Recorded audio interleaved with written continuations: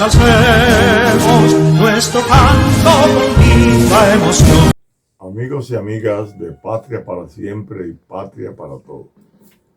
En esta entrega número 10 de este proceso de intercambio educativo para luchar contra la ignorancia política en la República Dominicana, le vamos a invitar a escuchar, a poner atención a lo planteado en esta entrevista que se nos ha hecho, y queremos intercambiarla con ustedes como parte del proceso educativo, porque justamente de eso es que vamos a conversar. Así que pongan mucha atención y los dejo con el contenido de la entrevista, donde perseguimos que el presidente de la República ordene al Ministerio de Educación que se dé la Constitución como manda el artículo 63, numeral 3, que se enseñe en todos los planteles escolares, universitarios o no, de manera que toda la sociedad dominicana se concientice para que podamos tener un voto de conciencia y podamos evitar la constancia de la corrupción en la República Dominicana. Hay que acabarla para que aquí se haga lo que hay que hacer, que es que se cumpla con la ley y punto. Es obligatorio que el Ministerio de Educación haga su trabajo.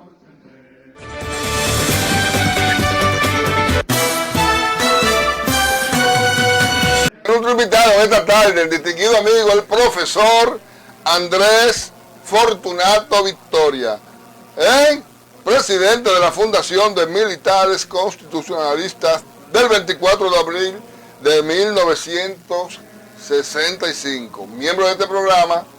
El profesor no le gusta que le digan que él es historiador, pero es un conocedor de la historia dominicana. Bienvenido, profesor. Bueno, gracias por recibirme una vez más aquí en tu programa. Contento siempre, sí, señor, de compartir con ustedes, con toda la teleaudiencia que ya son asiduos a este programa. Sí. Encantado de estar aquí. Profesor, ahí estuvimos viendo el video inicial. Usted, como siempre, promoviendo que los partidos políticos cumplan con la ley del dinero que le da la Junta Central Electoral para que capaciten a su militancia. ¿De qué se trata, profesor? Lo que estamos planteando nosotros desde la Fundación de Militares Constitucionalistas debería estar siendo planteado por el Estado Dominicano.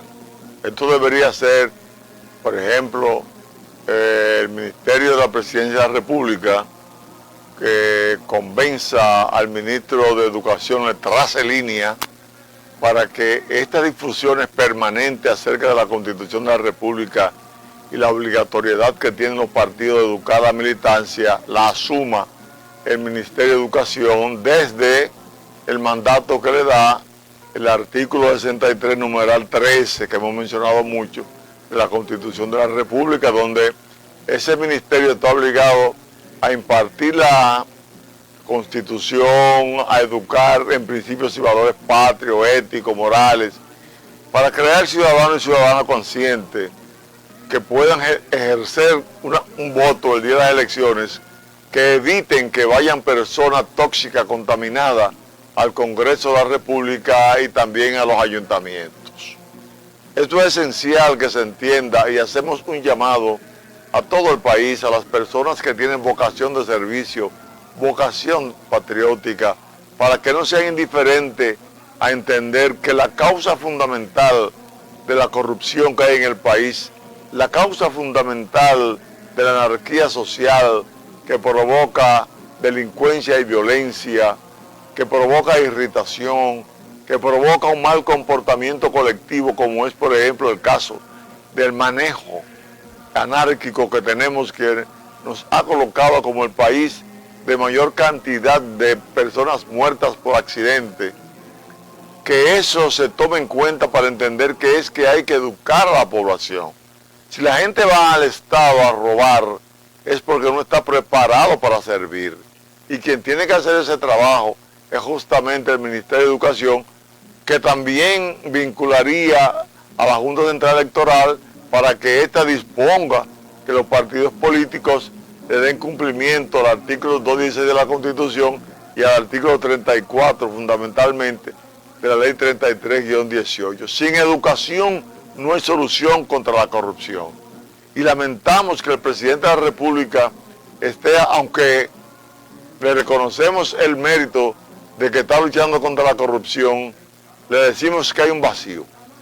El vacío es que no se está preparando a la población para rechazar la corrupción, para que apoye entonces el trabajo de los fiscales, porque los jueces ahora mismo, que no están bajo la dependencia directa del Poder Ejecutivo, sino pertenecen a la Suprema Corte de Justicia, que normalmente no tiene una persona que sea dirigido por un presidente de la República, sino que responda a otros intereses, puede hacer que a la hora de dictar una sentencia, ese juez pueda fallar a favor de quien ha cometido el delito, argumentando que hay vacíos en las pruebas presentadas que no son lo suficientemente fuertes como para que el juez pueda condenar más allá de toda duda razonable. Y el juez puede decir que tiene duda, porque hay fallas determinadas. Esas fallas se pueden evitar, pero un juez que esté de acuerdo con que se haga la verdadera justicia en contra de la corrupción, podría entonces justificar también la condena, a pesar de que haya una pequeña fallita procedimental. Pero si está de acuerdo con lo corrupto, lo que va a hacer es buscar realmente una salida que le favorezca al reo. Eso es muy delicado. Entonces, el gobierno de la República Dominicana, que encabeza el presidente Luis Abinader, que sabemos que está dotado de la mejor buena intención, tiene que tener una asesoría un poquito más clara. Que le recordamos que cuando dijo el 16 de agosto del año pasado que él tenía la intención de reformar la Constitución, le dijimos que aplazara eso.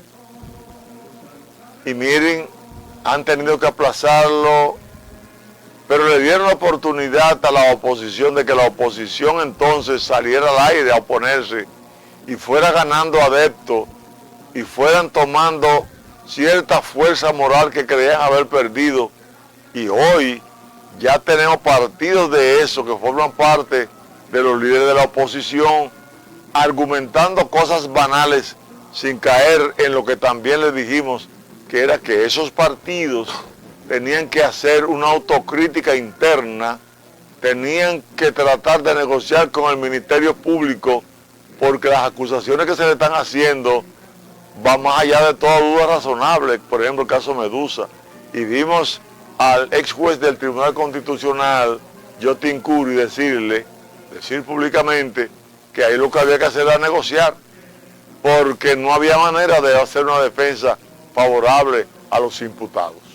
Bueno, pero esto quiere decir que tal vez tuvimos un poco de razón al principio. El presidente Luis Abinader estaba colocado en la mejor posición el pasado 16 de agosto. En la mejor posición pública, porque la gente estaba pensando nada más en el castigo a la corrupción. Pero el presidente varió, esa fuerza que tenía la varió al plantear la reforma constitucional. Él mismo mató la fuerza propagandística de lo que estaba haciendo. Y eso, dice el maestro Sun Tzu, que se llama no explotar el éxito. Él tenía que seguir explotando la corrupción. Y en vez de hablar de reforma constitucional, hablar de que el Ministerio de Educación iba a educar en Constitución, hablar de que era necesario que la Junta Central Electoral educara en Constitución conjuntamente con los partidos. Era ahí que tenía que seguir remachando el presidente para que hoy tuviera un mayor posicionamiento público con posibilidad de no reelegirse nada más, porque esa sería una segunda fase, sino de cumplir con la propuesta de castigar la corrupción. Ahí es que tenemos que enfocarnos, castigar la corrupción. Ahora vemos inclusive la ley de extinción de dominio fue aprobada, y esa ley de extinción de dominio es muy necesaria en el país, independientemente de las reformas que le hizo la Cámara de Diputados. La propuesta no podía de hacer de otra forma, profesor, porque la Constitución prohíbe la retroactividad. No había una fórmula que se pudiera aprobar la ley de extinción de dominio para aplicarse hacia el pasado. Correcto, nosotros entendemos que la Cámara de Diputados tuvo mucha razón y que el Senado actuó con muy buena fe, pero con cierta precipitación, y la aprobaron. Ahora la aprobación se ha hecho por mayoría, que pasa la 2/3 parte, y se puede decir que se aprobó con la condición de una ley orgánica. Entonces puede pasar. ¿Por qué es importante eso? ¿Por qué? Porque el país da un paso de avance. Por ejemplo, los de ahora no pueden robar sin ser castigados, porque la ley lo cubre. Bueno, mañana... Además, profesor, existen otras leyes que castigan el enriquecimiento ilícito. Es que no solamente se circunscribe a la ley de extinción de dominio, sino que bajo lavado de activos, bajo ser suplidor del Estado. Por ejemplo, si usted es funcionario, su esposa, sus hermanos, su cuñado, no puede ser suplidor de beneficiarse de esa posición suya. O sea que, amparado en otras leyes, se puede acusar a una persona por enriquecimiento ilícito. No es la propia Constitución que en el artículo 146, en la proscripción de la corrupción, lo plantea. Ningún funcionario puede favorecer a familiares y amigos. Sí. Entonces, ya con la ley de extinción de dominio, se van completando una serie de leyes que nos van a ayudar a castigar la corrupción. Pero ¿qué va a pasar? Tenemos una ley de partido que no se aplica, y si la ley de extinción de dominio tampoco se aplica. Tenemos una constitución que no se aplica en muchos casos. ¿Por qué no se aplica? Porque no se han creado las condiciones subjetivas para que el pueblo completo, en gran mayoría, obligue a que se le dé cumplimiento a la ley, que es lo que estamos exigiendo con la ley de partido, en base a la educación que hay que dar de la Constitución, la ética, la moral, los valores patrióticos. Si nosotros no llevamos la educación a las escuelas y a las universidades, si nosotros no la llevamos a los partidos políticos, si en cada municipio, en cada distrito municipal y en cada sector que hay un partido, no se educa para que la gente entienda el valor, por ejemplo, del artículo 243 de la ley 176-07, que es la ley de los ayuntamientos, que obliga a que cada obra que se vaya a ejecutar en un determinado municipio forme un comité de seguimiento y control municipal, que le dé seguimiento a la inversión que se va a hacer y determinar si es correcta o incorrecta la inversión, si es conforme al presupuesto que se ha hecho, al diseño que hay. El pueblo tiene mecanismos para defender la lucha contra la corrupción de manera directa, como en ese caso, y de manera indirecta, como es el caso del trabajo que le corresponde al Congreso, a la Cámara de Cuentas de la Contraloría General de la República, a partir del mandato del artículo 246 de la Constitución de la República. Nosotros entendemos que el gran trabajo de calidad del gobierno, ahora el gran cambio que tiene que traer el gobierno ahora el 16 de agosto, es exactamente trabajar para mejorar la calidad del sistema democrático, como lo manda el artículo 75, numeral 12, que establece que el deber de cada ciudadano es velar por el fortalecimiento y calidad de la democracia, la protección del patrimonio público y el ejercicio transparente de la función pública. Para eso hay que trabajar con todos los ciudadanos y ciudadanas de los partidos políticos para que lo sepan, porque aquí tenemos una cadena de corrupción tan grande que los funcionarios tienden a ser corruptos y los que están al lado también. Pero usted va a un mercado y pide 100 plátanos y si no lo cuenta bien le meten 88 y le roban 12. Soldados valientes, empezó la revolución a imponer los dones que reclama